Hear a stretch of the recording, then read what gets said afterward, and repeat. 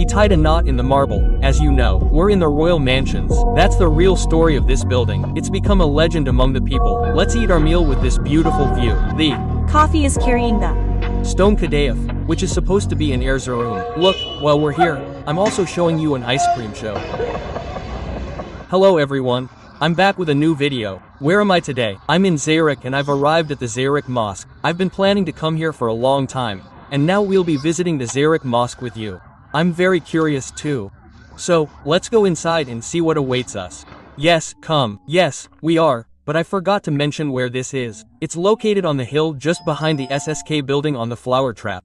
Those who know the Flower Trap also know the SSK building. You climb a small hill just behind it and you reach it.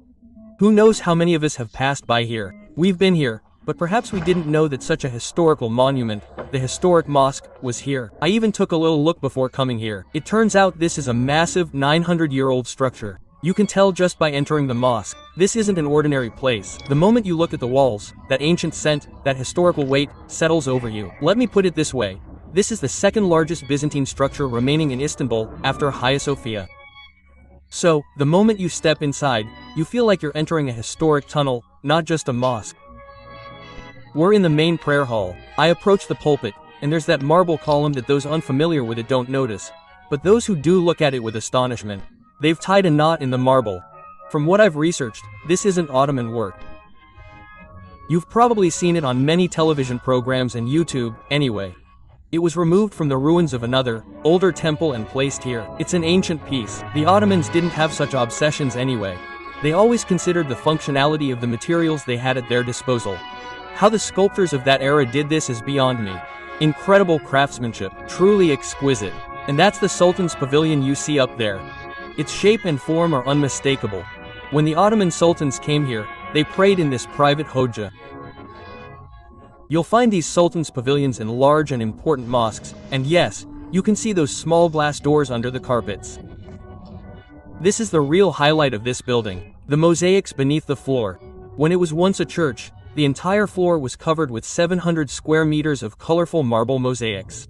Imagine, everything shone with such elaborate patterns. Very few remain, but even the sight of them is breathtaking.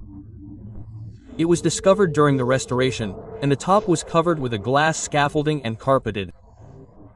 When the congregation arrived, they prayed on this scaffolding. Now I go upstairs, to the section thought to have been used by the wives of the emperors during the Byzantine period. It's not actually a single building.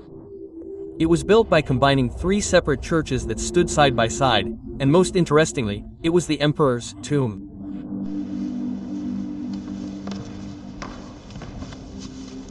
Yes, the most powerful figures of the Byzantine dynasty were buried here. It's unbelievable. It's incredibly interesting to me.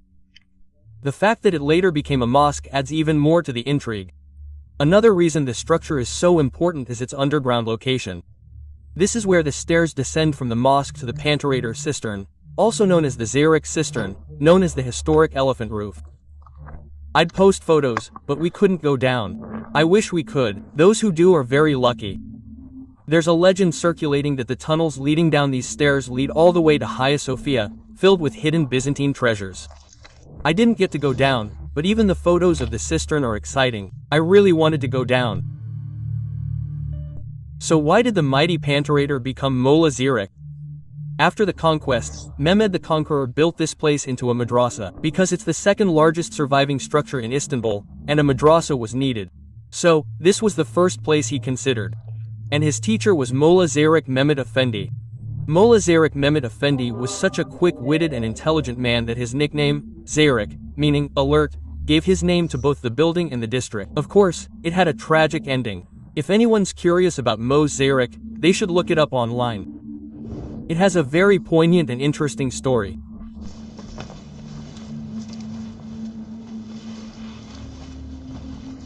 Now, this is exactly my diploma.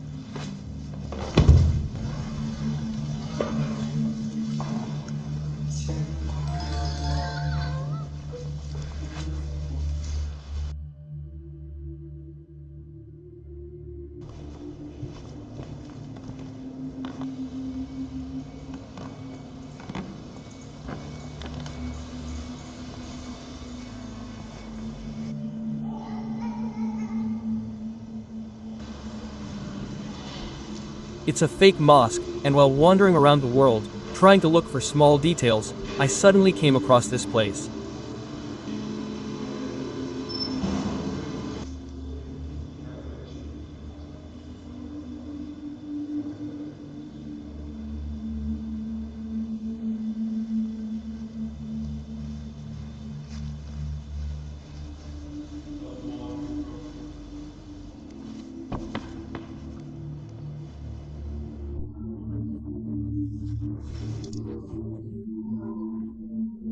It was probably a place where candles were lit and kept directly, but the Ottomans didn't destroy it or remove it. It remains intact and carries the spirit of the building.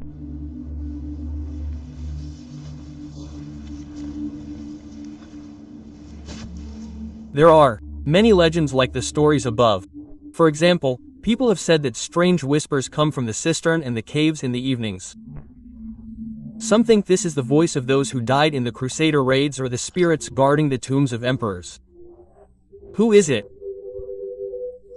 Perhaps it's a warning about hidden treasures, and treasure hunters, those who believe and are truly serious about this, are still searching for these treasures.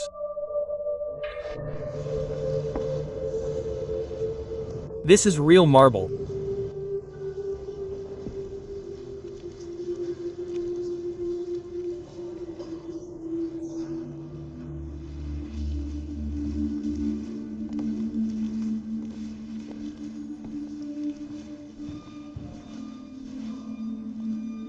Before we left, the Latin inscription on that wall caught our attention. We're just one of thousands of stories about the building's history. Perhaps this was brought here from another place of worship or temple.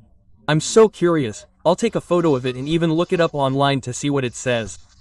After you walk out the door, you feel like you've stepped through a 900-year time warp. It's truly impressive. A second look from the outside makes you see the connection between those three churches more clearly.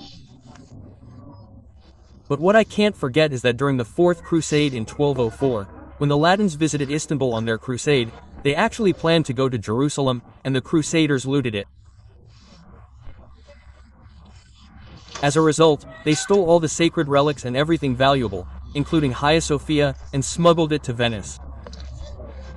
It was one of the biggest robberies in history. It's a sad fact. I wish this hadn't happened, but there's nothing to be done. Yes, there's a social center right behind the mosque after you leave. The view is truly beautiful. Since we've come this far, let's grab a nice snack with this view. We're starving. Jahid is waiting for me. I told him to order. Let's eat with this view, with this beautiful view. That ordering process was over. At the same time, the song that went to the back arm was over. When he recognizes my face here, I do this. The Gubaleki song was an Azerbaijani song. No, it's over. We just now sang the Turkish song. They call it coffee transportation. But the sherbet. I think we should drink the sherbet in nature. It's not that much money, but when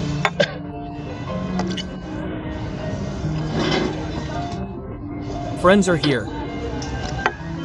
Yes. Well, we're here. What would they say with a kumru? Question mark. This kind of roasted meat with flatbread, potatoes, and what kind of sherbet is this? Black mulberry. We got black mulberry sherbet. Let's enjoy it. Yes. Let's eat our meal. And then, God is gracious. Yes. Let's see. Since we're here, as I said, sitting here with this view, I think it's a great privilege to eat. Let's separate this like this. Let's separate this. It's not part of the meal.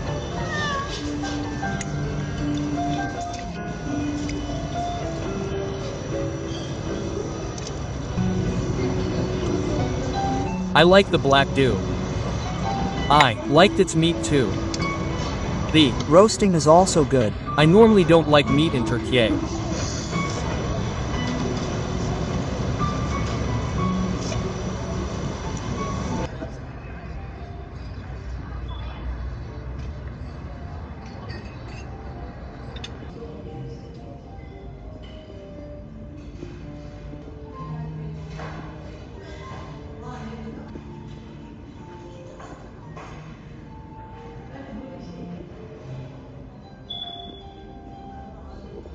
I'm like that. Well, that's it.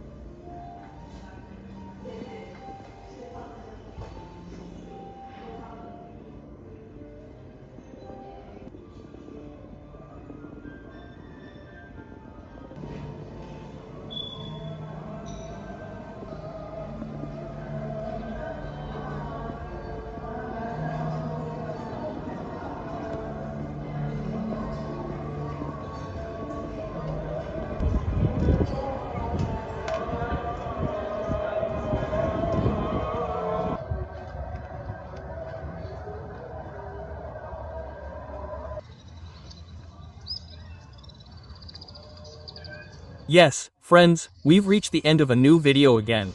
As I always say, don't forget to click the subscribe button below and the bell next to it. This way, you'll be supporting my channel and being the first to know about new videos. How was Jahit? Today, it was amazing. Then I'll see you in the new videos. Take care. Goodbye, goodbye.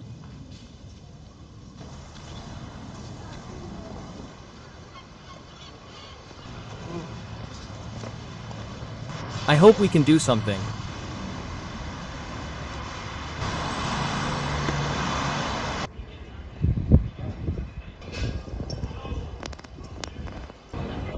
I had finished the video, but on the way back, we stopped by here at the last minute and got these 3 mixed desserts, Erzurum dolma and Tush kadayıf. I don't know what this is. This one's something with pistachios or something. I don't know. Now we'll try it.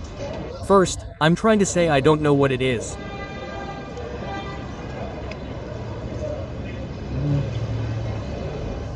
It's really awful. It's good. It has a few pistachios in it though.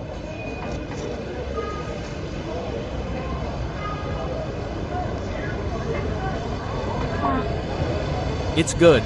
No, it's good. It's very good. Yes.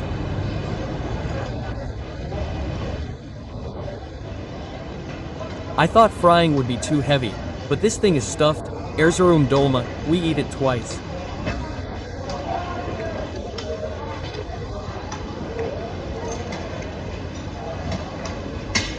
It's very good. Leave something for your tea, brother. Leave something for your tea.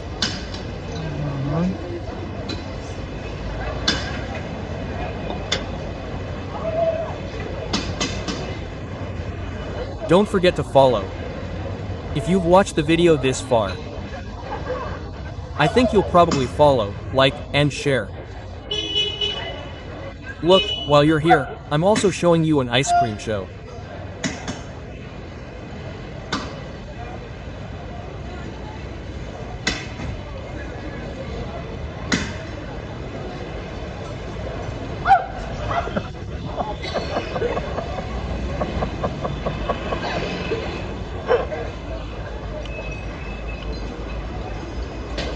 What about a woman who's going to eat ice cream? For God's sake, don't say, come on, let's see.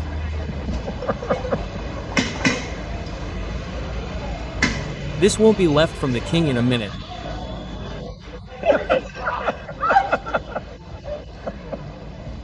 Here you go. Oh, don't do it. Oh, come on, the man regrets 1,000 things.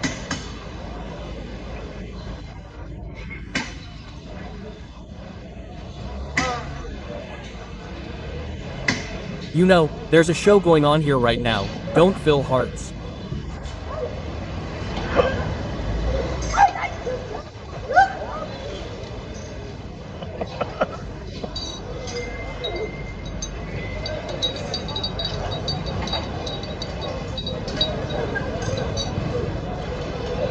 Look, the buyer is happy, the giver is happy, there's nothing to say.